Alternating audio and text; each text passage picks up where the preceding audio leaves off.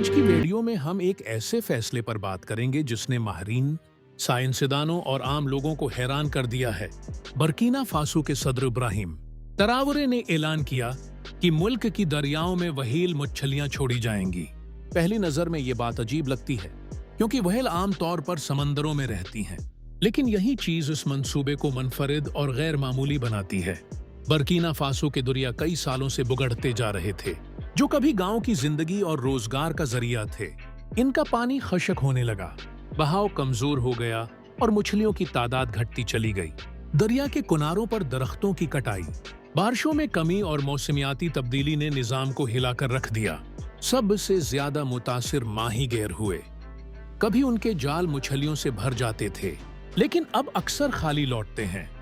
जो खानदान मछलियों पर गुजारा करते थे, वो न सिर्फ खुराक की कमी बल्कि आमदनी के नुकसान का भी शिकार हो गए। किसानों के खेतों को भी पानी कम मिलने लगा।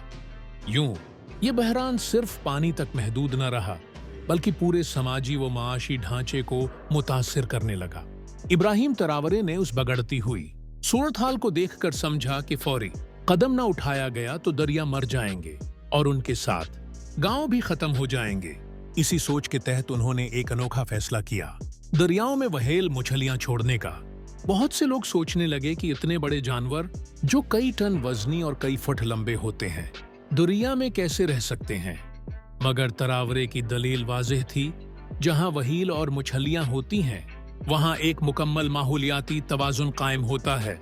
व्हेल एक अहम माहौलियाती किरदार अदा करती हैं। उनकी हरकत पानी में ऑक्सीजन फैला देती है, जो छोटी मछलियों और आबी पौधों के लिए जिंदगी का जरिया बनती है।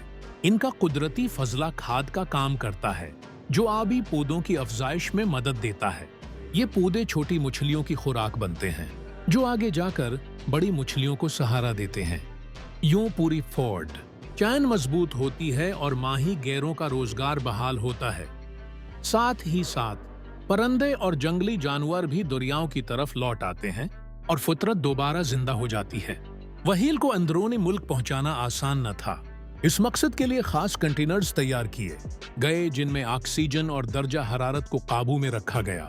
बड़े ट्रकों और हेलीकॉप्टरों के जरिए उन्हें मुंतकिल किया गया। जब पहली मर्तबा व्हेल को दरिया में छोड़ा गया तो हजारों लोग ये मंजर देखने के लिए जमा हुए। उनके चेहरों पर बरसों बाद खुशी और उम्मीद की झलक नजर आई। कुछ ही उर्से में दरियाओं में वाज़ेह तब्दीली देखी गई।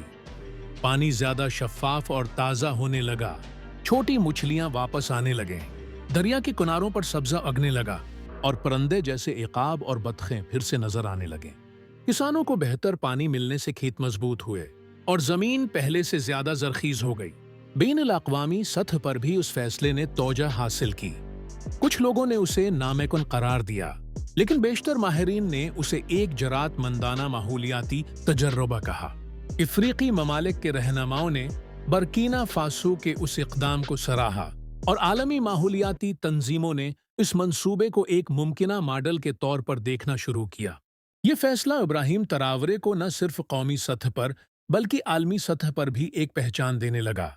उन्होंने दिखाया कि असल क़ियादत वो है जो अवाम और फितरत दोनों के लिए मुश्किल फैसले करने से न डरे।